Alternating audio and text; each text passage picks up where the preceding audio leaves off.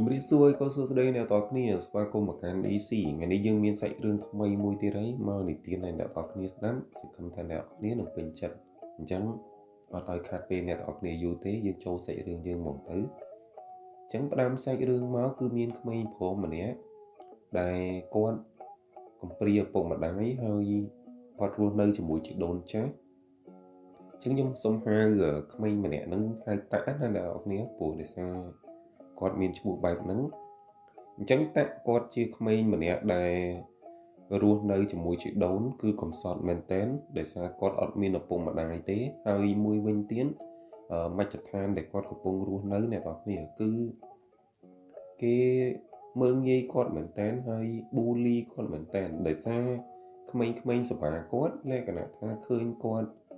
ជាមនុស្សដែលអត់មានឪពុកម្ដាយអត់ទទួលបានការរៀនសូត្រអីចឹងទៅ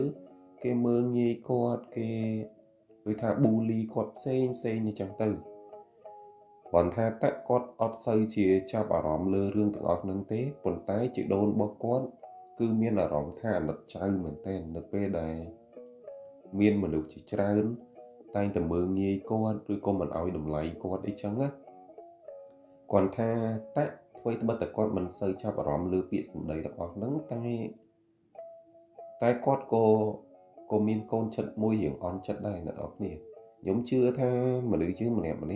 អ្វីត្បិតថាយើងអត់និយាយក៏មិនប្រកាសថាគេអត់ប្រមាថចិត្តដែររឿងខ្លះហើយអញ្ចឹងហើយតាក់នៅពេលដែលគាត់ប្រមាថចិត្តគាត់តែងទៅវត្តអារាមដោយសារនៅវត្តគឺមានលបង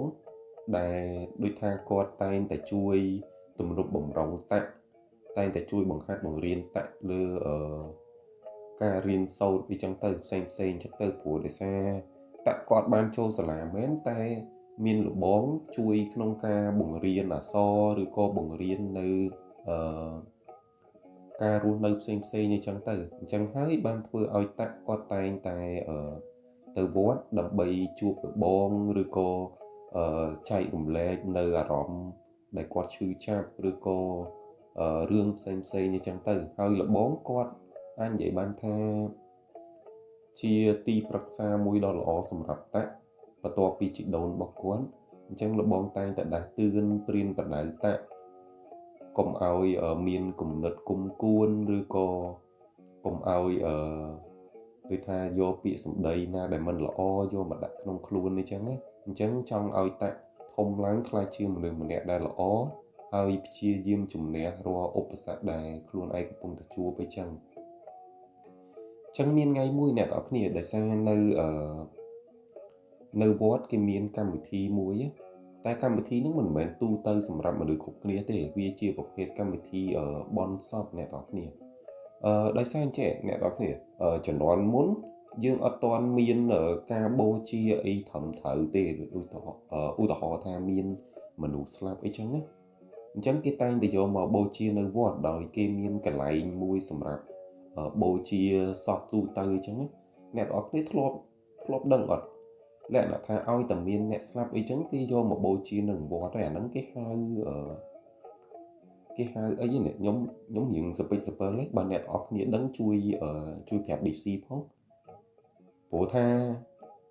កន្លែងហ្នឹងដូចជាកន្លែងសម្រាប់បូជាទូទៅឲ្យតែមានអ្នកស្លាប់អ្នកអីចឹងគឺគេតែងតែយកមកបូជានៅកន្លែងហ្នឹងអញ្ចឹងម្ចាស់សពអីចឹងគេក៏រៀបចំពិធីអីសម្រាប់បូជានៅហ្នឹងអញ្ចឹងទៅសូម្បីតែលបងក៏គាត់និមន្តទៅចូលរួមនៅក្នុងកម្មវិធីបន់សពមួយហ្នឹងដែរហើយដោយសារបន់សពមួយហ្នឹងគឺគេទឹកនឹងធ្វើដូចថាបានមួយថ្ងៃពីរអញ្ចឹងសម្ភារៈដែលគេរៀបចំនៅកន្លែងហ្នឹងគឺគេអត់ទាន់បានរើចេញទេអ្នកនរគ្នាដោយសារពីមុនអាហ្នឹងតាម DC ធ្លាប់ដឹងទេណាអ្នកនរគ្នាគឺគេតែងនិយាយថាសម្ភារៈនៃការរៀបចំនៅមុខពិធីទាំងអស់ហ្នឹងដូចថាគេចាំដល់ថ្ងៃកំណត់របស់គេទើបគេរើចេញអញ្ចឹងទៅព្រោះដោយសាររបស់របរហ្នឹងអ្នកដែលគេដូចថាគេរៀបចំអញ្ចឹងគេរៀបចំសម្រាប់ឲ្យអ្នកដែលគាត់ស្លាប់អញ្ចឹងគាត់អាចទទួល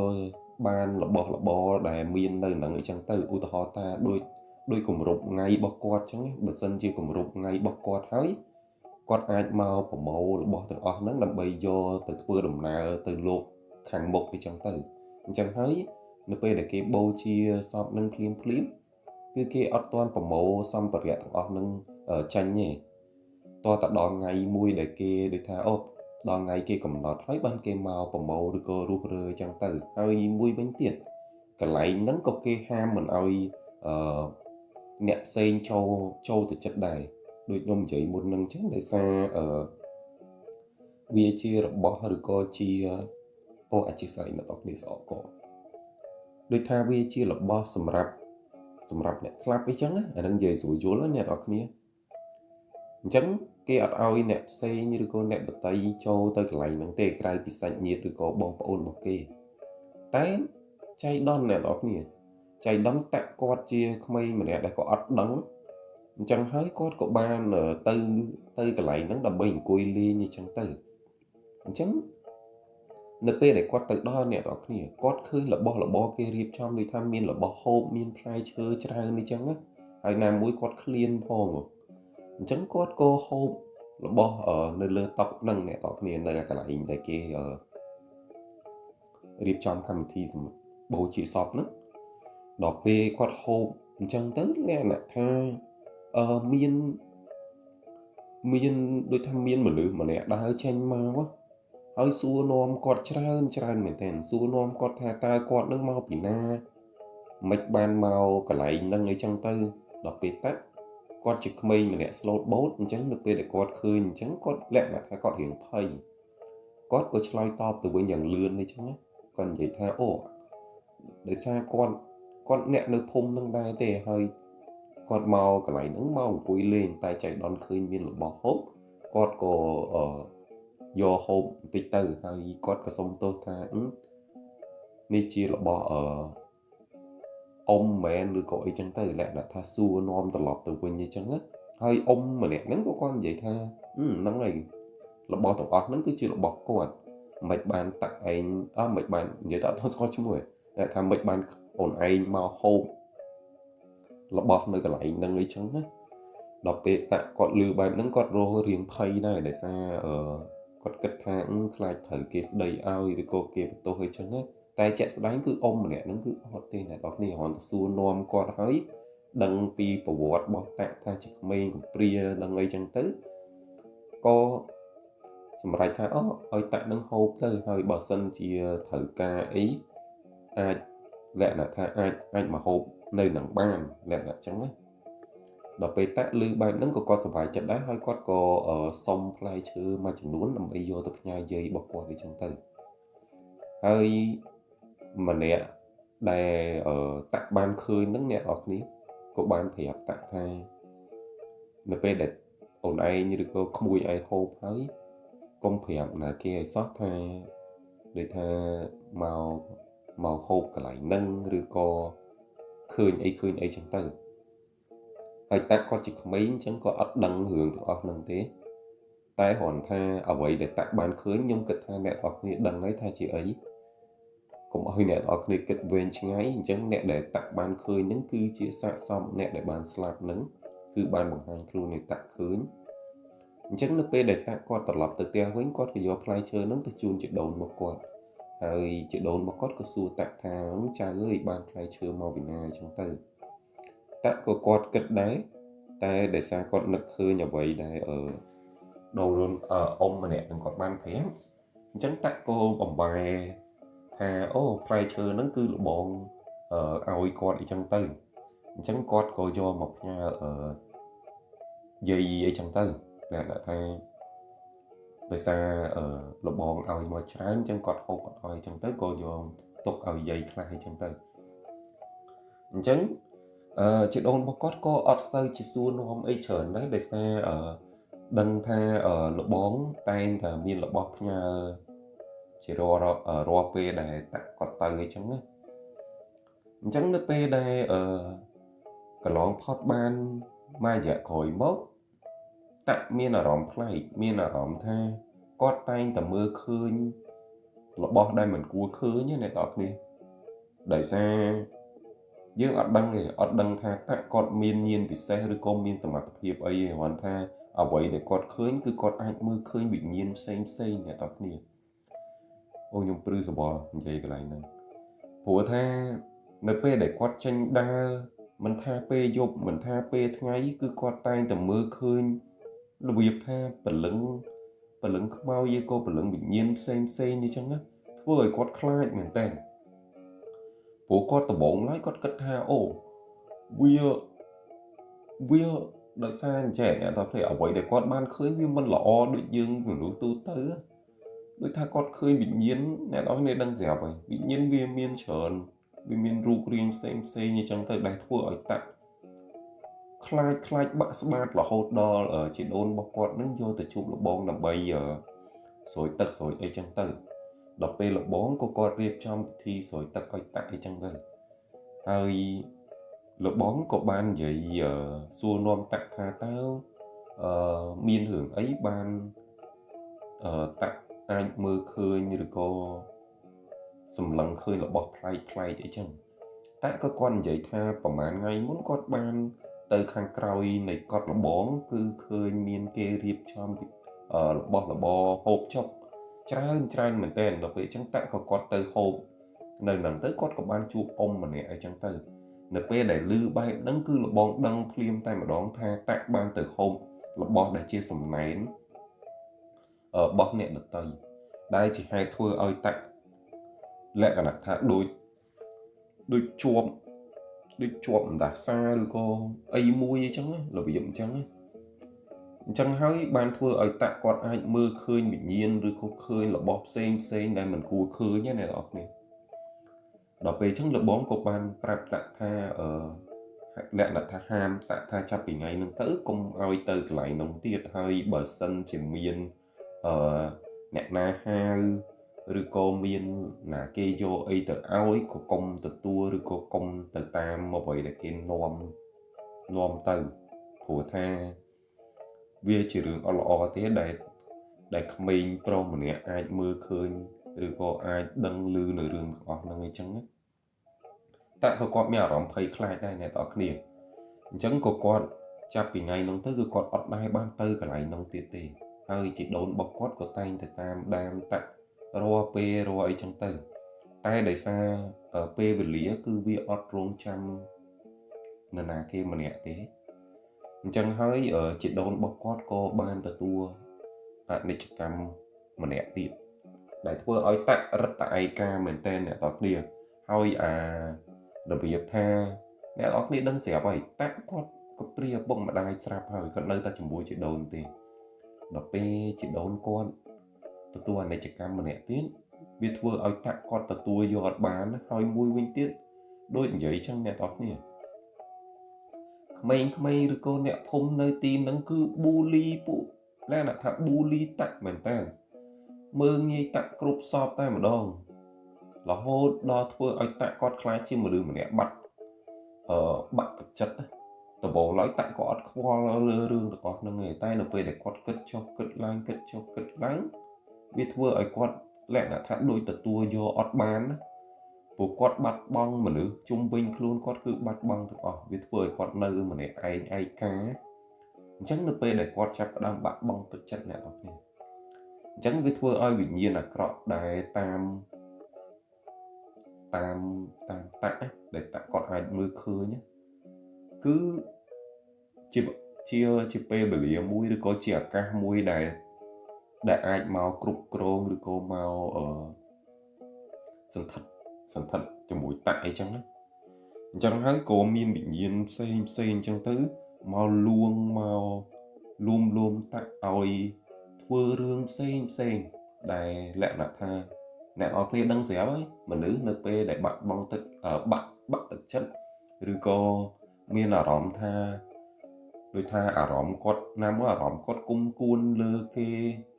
មនុស្សជុំវិញខ្លួនគាត់មានអារម្មណ៍មងសៅគាត់មានអារម្មណ៍ឯកាអីវាលាយឡំចូលគ្នាវាធ្វើឲ្យពាក្យសម្ដីនៃពួកដូចថាវិញ្ញាណអាក្រក់ទាំងអស់ហ្នឹងនិយាយទៅគឺគាត់ស្ដាប់តាមតែម្ដងអ្នកនរគ្នាអ chẳng nó bê để quạt đạp tam này tóc này tạ quạt lẹ nè thà quạt bay cái nực quạt từ thưa rương xem đè từ tam mà vậy đây bị nhiên tầng ọt nâng này lo mới chẳng á hơi bị nhiên tầng ọt nâng cứ ban prap tạ ẩm pi ca để ai màu lơ bị nhiên xem nằm bay vô mau tục vô mau châm nằm bay tục pra nó bê cao gì chẳng từ hỏi tạ chỉ không mấy thế này ọt nè chứ không mình thế tái quát miên sầm mặt hiệp ai chạp bị nhiên xem do một tục do một châm do một pra đôi tại quát chia lại là thà đôi chiều mê chia trong quái nia gì chẳng á được việc chẳng để sao tại quát lại là thà quát chập đam đôi miên thảm pol bài nắng quát của chập đam xa là bóng thưa vì thà trong đăng thảo vì ta miên bớt tập hiệp ọt ta có ban vô bị nhiên mùi này lẽ là ta hiểu càng đấy còn vô một pra này còn vô một pra lẽ là ta còn ôi tới sầm lấp mà đưa mình nét này tay từ mưa nghi con lẽ là ta sầm lấp không in đôi con đó pe chân tới ai la này đó này chấp đang miên rương lẽ là ta ôm miên mà được slap với chân tới rồi ta còn từ lưỡi bay nắng từ bồn lối phây đó pe có kết pi ở vậy để buộc nè phun nơi ti nâng tay từ vừa ba có chắc đam mê rõm sờ bài chất hay nông pin chất nở vậy để quạt bàn vừa từ vậy họ pin chẳng quạt tay từ vừa hưởng nâng là hôn nè tọt nè quạt tay sầm làm nè phun đòi pra bị nhiên đòi pra ở giữa anh để bàn thay chia một phê con cọ được cục pre để quạt bàn chấm nè tọt này hay nè để slap cứ ọt miên này cái đăng mua là hai trẻ lẹ thế nè tọt nè là hốt to tầm miên ngay mùi đôi tham miên nhẹ để cái che là vì tham mua là cung là ngật ấy trong đấy kê mà đó kê con vậy tha tam bút tới sạc xong để bán slap nữa đại là tha cái đăng tha ô mình mẹn chia ca slap thò mà nà thế cứ slap để xa miên kê rồi cô miên lần nào mà nè đại bình chia ôi mau sầm lạp với chân ta đọc bên chân tới lấy là tha ôi bây giờ bỏ chẳng kia có đăng tặng của quạt đắng kia nó có đăng tha chia là kì hơi tặng của quạt đắng này lại là tha quạt miên bẩn đanh trai hơi bẩn đanh bóc quạt này đó kia đăng rẻ vậy cứ chỉ có phải có màu pri từng on nữa chẳng có màu đi ca phép tặng cái chân thơ ao yêu miên ca trong bây giờ được cô vừa ở vậy mùi đồng ấy tụt scat để chân thơ tặng có ắt khai thế này đó nửa đời xa quạt miên là bỏ trai đôi tha quạt miên pri quạt miên ở bình nhiên xem để quạt bàn trong tục tràn hơi bình nhiên đó nó rất ta chi một hệ bình nhiên này cai xã hai lệ lại tham miên chất cung côn đôi quạt chẳng hơi việc vừa ơi tham mà bố bộ nó cứ việc cai lang khăn mình tên đó bên chắc tặng quạt nơi ta vào to ca sầm lạp nè phun pi một ngày tới một ngày hơi xong bây tập crew để quạt che nó cô bảo bạn được trong ca tục scat tại đây đó bê tạ con vụ được nông ca thua hưởng từ óc nâng cái này óc nhiều biết khai từ chia mà đưa mà nè đã bắt bóng smart đấy hai ngày mùi nè óc nhiều là bóng của con định môn mà đo tiếc một tạ tái tạ cứ óc tranh mà chụp là bóng cứ quát hạ đôi chim nhà rõ mùi đăng tha nơi nông tiếc một tạ cứ bố bên để đòi bị nhiên đôi cô ở tập là cọ ấy chẳng ấy tái là bóng cái ta và cô khai tạ ơi tạ lẽ là thằng nó bom miên xong để cái ở từ căn tạ rồi thằng đặt tường này chẳng ấy tái trong vậy chứ này thật kìa tạ snap ở trâu thì về lòng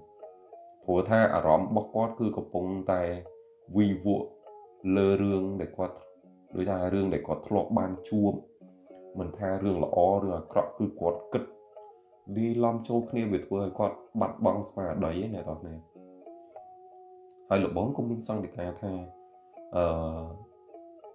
vậy đó con vậy ta bay thua pre hay chẳng á đôi ta cam rùng ngọt để cam tròn pia plei để dương đa rồi cô plei để dương thử tứ dương ọt ham khoan là na kia mà nè ban tế Việt Nam mà đứa có đôi kia đấy chân dương thử riêng bao chất riêng từ tua vô nơi vậy để dương ban chuột nơi vậy để dương ban khơi dương công miên chất cung cuônឬcó chẳng hạn thiên đi lơ bộ cô na đài đài đài lẹ nè tha thưa bạp dươngឬcóគេប្រមាថយើងអញ្ចឹងយើងគួររងាប់កម្មឬក៏រងាប់ពៀទាំងអស់ហ្នឹងដោយប្រើចិត្តខន្តីកាត់បន្ថយគំនុំគុំគួនអីចឹងទៅដល់ពេលលបងមានសង្ឃការទាំងអស់ហ្នឹងហើយក៏លបងនិមន្តទៅវិញអញ្ចឹងទៅហើយតាក់អ្នកនរគ្នាគាត់ក៏មានស្មារតីរៀងដាស់ខ្លួនគាត់ម្ដងដែរតែដោយសារវិញ្ញាណឬក៏ខ្មោចព្រាយទាំងអស់ហ្នឹងគឺវាច្រើនពេកច្រើនរហូតដល់ថ្នាក់ស្មារតីរបស់តាក់គឺអត់អាចងើបរួចលក្ខណៈថានៅពេលដែលគាត់រៀងធំភ្ញាក់ខ្លួនមកបន្តិចវិញ្ញាណព្រាយទាំងអស់ហ្នឹងតែងតែលើកយកបញ្ហាឬក៏មនុស្សជុំវិញខ្លួនដែលតែងតែមើលងាយគាត់គឺមកគៀបសង្កត់គាត់តែម្ដងអញ្ចឹងហើយវាធ្វើឲ្យគាត់គឺអត់អាចភ្ញាក់ស្មារតីបានទេអ្នកនរគ្នាអញ្ចឹងគាត់នៅតែបន្តសម្លាប់ពីមួយថ្ងៃទៅមួយថ្ងៃពីមួយថ្ងៃទៅមួយថ្ងៃហើយអ្នកភូមិលក្ខណៈថាយូរទៅគេដឹងថារឿងទាំងអស់ហ្នឹងកើតចេញមកពីតាក់អីចឹងអញ្ចឹងគេក៏នាំគ្នាចាប់ដើមចង់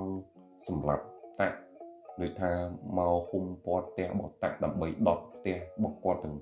ដុតផ្ទះគាត់សម្លាប់គាត់ទាំងរស់នៅក្នុងផ្ទះហ្នឹងណាអ្នកនរគ្នាតែអ្នកនរគ្នាដឹងស្រាប់ហើយអារឿងខ្លាងឹតអញ្ចឹងយើងអត់អាចធ្វើអីបានទេបើសិនយើងអត់ចេះហ៎អញ្ចឹងតាក់គាត់គ្រាន់តែប្រើព្រាយឬក៏ប្រើកូនខ្មោចที่គាត់បានចិញ្ចឹមទាំងអស់នឹងលោមម្លាយពួកអ្នកភូមិហ្នឹងគឺរត់បាត់ជើងសព្រាតបាត់ទៅហើយគ្មានបានមកធ្វើអីតាក់កើតទេដល់ពេលអញ្ចឹងទៅអ្នកភូមិក៏នាំគ្នាទៅវត្តដើម្បីប្រាប់រឿងទាំងអស់ហ្នឹងទៅកាន់លបងតែចង់និយាយថាចេះអ្នកនរគ្នាដឹងស្រាប់ហើយគឺលបងគាត់ដឹងច្បាស់ណាស់តែគាត់ថាវាមិនទាន់ដល់ពេលដែលព្រះអង្គត្រូវធ្វើអញ្ចឹងណាអញ្ចឹងដោយសារមានអ្នកភូមិច្រើនមែនតើមកសំណុំពរឲ្យលបងនិមន្តទៅអញ្ចឹងទៅអញ្ចឹងលបងក៏និមន្តទៅម្ដងទៀតហើយទៅនឹងគឺទៅពេលយប់អ្នកនរគ្នាដល់ពេលទៅដល់ផ្ទះតាក់អញ្ចឹងទៅមនុស្សម្នាគឺច្រើនមែនតើនៅមុខផ្ទះរបស់តាក់ហើយលបងក៏មានសង្ឃដីកាថាតាក់អើយល្មមបានហើយគួរតែបំភ្លេចចោលនៅរឿងអតីតទៅយើងមកចាប់ផ្ដើមជីវិតថ្មីបើទោះជាណាគេម្នាក់ធ្លាប់ខុសឆ្គងលើយើងក៏ដោយយើងអត់ត្រូវគុំគួនគេដល់ថ្នាក់ហ្នឹងទេតាក់ឯងមានមើលឃើញខ្លួនឯងទេថាឥឡូវតាក់ឯងធ្លាក់ខ្លួនដល់ចំណុចណាដល់ពេលតាក់គាត់ចេញមកអ្នកនរគ្នាស្ថានភាពរបស់តាក់គឺយើងមើលអត់យល់ទេធ្វើបើតែគាត់ជាកូនក្មេងតែគាត់មានសភាពដូចមនុស្សចាស់អញ្ចឹងអ្នកនរគ្នារូបរាងរបស់គាត់ក៏ពិបាកមើលដែររបៀបថាគាត់នៅសង្ងំនៅក្នុងនឹងហើយការរស់នៅរបស់គាត់គឺរស់នៅជាមួយនឹងខ្មោចព្រាយទាំងអស់ហ្នឹងតែម្ដងវាធ្វើឲ្យសភាពរបស់គាត់គឺមើលអត់យល់ទេហើយអ្នកភូមិក៏ខ្លាចដែរអ្នកនរគ្នាគាត់តែឃើញតាក់ដើរចេញមកហើយលបងក៏គាត់មានសង្ឃដីកាដាស់តឿនផ្សេងអញ្ចឹងទៅតាក់ក៏គាត់ចាប់ដើមមានភ្ញាក់ខ្លួនអ្នកនរគ្នាតែដូចខ្ញុំនិយាយមុនហ្នឹងអញ្ចឹងគាត់ភ្ញាក់ខ្លួនក៏ភ្ញាក់ខ្លួនអត់បានយូរដែរនៅពេលដែលគាត់ភ្ញាក់ខ្លួនគឺវិញ្ញាណទាំងអស់ហ្នឹងចាប់ផ្ដើមចេញមកក្នុងការគៀបសង្កត់គាត់ត្រឡប់ទៅវិញដោយលើកយកហេតុផលឬក៏លើកយកអ្វីផ្សេងអញ្ចឹងទៅដល់ពេលព្រះអង្គក៏គាត់នៅតែបន្តមានសង្ឃដីកាទៅកាន់តាក់ហើយតាក់ក៏គាត់លក្ខណៈថាគាត់ព្យាយាមជំនះដូចថាចង់ឈ្នះជាមួយនឹងវិញ្ញាណទាំងអស់ហ្នឹងណាអ្នកនរគ្នាដល់ពេលអញ្ចឹងវិញ្ញាណទាំងអស់ហ្នឹងលក្ខណៈថាខឹងក្រោតណាអ្នកនរគ្នានៅពេលដែលចិត្តរបស់តាក់ហើយនឹងពាក្យសម្ដីឬក៏សង្ឃដីការបស់ព្រះអង្គលក្ខណៈថាចាក់ចូលទៅក្នុងបេះដូងរបស់តាក់អីចឹងទៅវាធ្វើឲ្យវិញ្ញាណទាំងអស់ហ្នឹងចាប់ផ្ដើមពុះកជ្រោព្រោះថាវិញ្ញាណទាំងអស់ហ្នឹងគឺរស់នៅមួយតាក់យូរហើយដល់ពេលតាក់គាត់ចាប់ផ្ដើមចង់និយាយថាចង់ចាក់ចេញឬក៏ចង់រើបំរាស់ពីពួកទាំងអស់ហ្នឹងអ្នកនរគ្នាដឹងស្រាប់បើសិនជាតាក់គាត់ភ្ញាក់ខ្លួនអញ្ចឹងវិញ្ញាណទាំងអស់ហ្នឹងគឺអត់អាចបន្តរស់នៅជាមួយនឹងតាក់បានទៀតទេអញ្ចឹងពួកហ្នឹងគឺនាំគ្នាខំប្រឹង ខំប្រឹងប្រើប្រាស់អាមនោគមឬក៏ប្រើប្រាស់ពាក្យពេចន៍សម្ដីផ្សេងដើម្បីបញ្ជ្រាបចូលទៅក្នុងចិត្តរបស់តាក់កុំឲ្យគាត់ងើបខ្លួនឡើងតែដោយសារតាក់គាត់មានស្មារតីរៀងគួរសមដែរហើយណាមួយបានសង្ឃលេខារបស់ព្រះអង្គដាស់តឿនអ្នកស្រុកអ្នកភូមិក៏នាំគ្នានៅក្នុងការជួយផ្ដល់កម្លាំងចិត្តឲ្យតាក់យកឈ្នះហើយចឹងទៅវាធ្វើឲ្យវិញ្ញាណទាំងអស់ហ្នឹងដូចថាគ្រប់គ្រងតាក់លែងកើតអញ្ចឹងនៅពេលដែលវិញ្ញាណទាំងអស់ហ្នឹងគ្រប់គ្រងតាក់លែងកើតតែក៏គាត់ចាប់ដើមរៀងមានស្មារតីរៀងល្អត្រឡប់មកវិញហើយលក្ខណៈគាត់ដឹងខ្លួនគាត់ទៅជាអ្នកណាគាត់ដឹងថាអ្វីដែលគាត់បានធ្វើវាមិនអីចឹងទៅតែចង់និយាយចេះអ្នកនរគ្នាដោយសារតាក់គាត់ជាក្មេងហើយណាមួយស្មារតីរបស់គាត់វានៅមានកំណត់នៅមានដែនកំណត់ណា